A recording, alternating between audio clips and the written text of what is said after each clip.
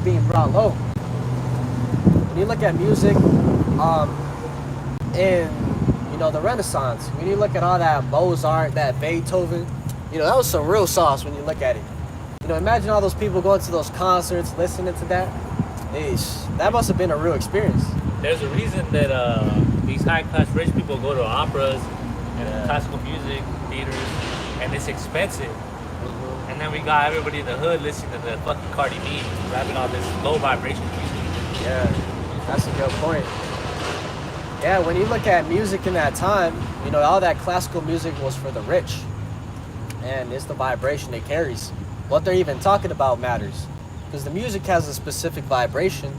But when you add all those demonic words, that's just like amplified to the max. So, and at the end of the day, those are enchantments. When they're telling you, hey, rob him, take his girl, that's just putting it in your mind to do those things.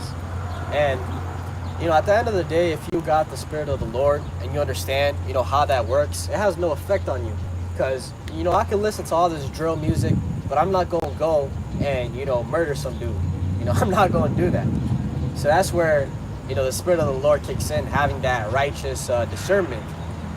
But, if a nigga in the hood listens to some Lil Durk talking about, hey, kill that nigga, take his bitch, he's going to go out here and actually do it. That's the real difference. When these little girls be hearing Meg Thee Stallion talking about shake that ass, yeah, WAP, I got that WAP. They be going to school telling the kids, I got that WAP. And guess how the kids act? Any dude with some sense will be like, let me see. Yeah, and right there, they're getting absolutely crushed. Yeah, they're getting corrupted already. Yeah. So, that all started with, there's not going to be any work. And I remember seeing a video of an Israelite woman. She was going into how, oh my God, in that day, I'm going to be so happy because I'm not going to have to work. Then she going to think about, she not working, she don't got no fucking money. Yeah. She don't got no fucking money, how is she going to buy her food or take care of, like, she got kids? Then she going to be tripping for real. I remember watching that. It was a goofy-ass video because the reason there's not going to be any work is because times are going to be real difficult. Right now, we're living in times where, relatively speaking, it's real easy to get by. If you can work the normal 9 to 5, you can make your money. You can find a rent. You got food. You can get by with a little bit of money if you just work a 9 to 5. But in that day, it says that a day's wage is going to only get you a loaf of bread. Imagine that. I always think about, these Issacharites working the construction jobs in the heat. Imagine working a 12-hour shift in the sun, doing roofing, and you only come back, and that's only enough money for a loaf of bread. You got like 5 kids and shit, and your wife you gotta feed. Probably some Wonder Bread at that. Terrible bread. Some booty-ass bread. So, it's gonna get difficult. And, hey, we're looking forward to it. It says, search up a lament. Laments for the teats. Laments? Yeah, it should pop up with lament. What is it? Lament. And what? You'll find it. It says lament for the teats.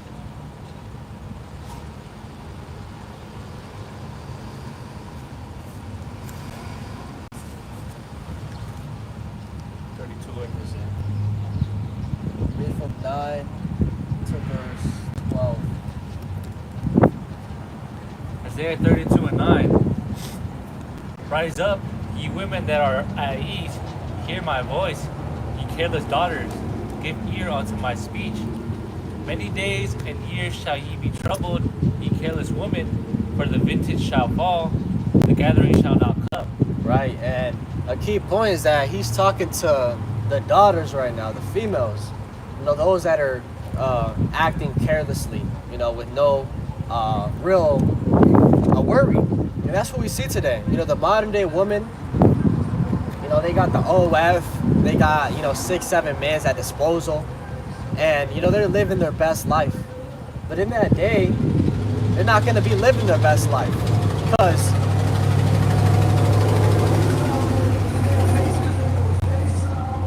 in that day, they're not going to be living their best life because it's going to be essentially a man's world, right? The woman is not going to be able to defend herself go out here and find food and water and protection and shelter, and they're pretty much going to be useless because it's going to come down to a real mental and emotional game, right?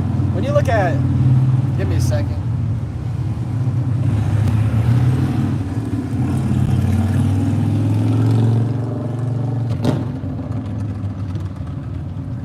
When you look at what Jacob's trouble is going to be and what you're going to need to get through that day, obviously you're going to need the Spirit of the Lord. That's first and foremost. But what's going to get people through that day is straight logic, straight logical thinking.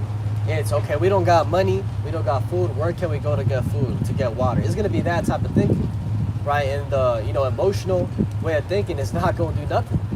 So that's when, like, scriptures like Isaiah 4:1 kick in, when it talks about how, 7 women shall take hold of one man, saying, we will eat our own bread and wear our own apparel, only let us be called by thy name. Why does it say that? It says that, hey, these women are going to have, the food, let us, what does it say again? Let us take care, wear our own apparel and eat our own bread. So they're going to have food and clothes, but they're going to want that protection. That's going to be the key thing they're looking for, is that protection, right? Because without protection, somebody can come into their house and take everything they have. There's a scripture in Mark. It talks about how in order to bind a house, you have to first bind the strong man, and then you can spoil the house. So, hey, all that independent women, like I'm a strong woman, like I don't need a man, feminism shit, out the fucking window. Yeah, I don't even gonna know what that shit is anymore. Yeah, and that day they're gonna really realize, how important a man is. And they're going to realize that their asses have been deceived, Yeah. And they've been deceived by the serpent. Right now the serpent is running rampant, teaching his philosophies, just complete wickedness. Right now the serpent is teaching order that is not the order of the Most High, right? He's telling the woman that she's on top and that she could connect to God directly and doesn't even need Yahushai, and that the man is under her, and that she's the boss. And look at how all these women that think in that type of manner,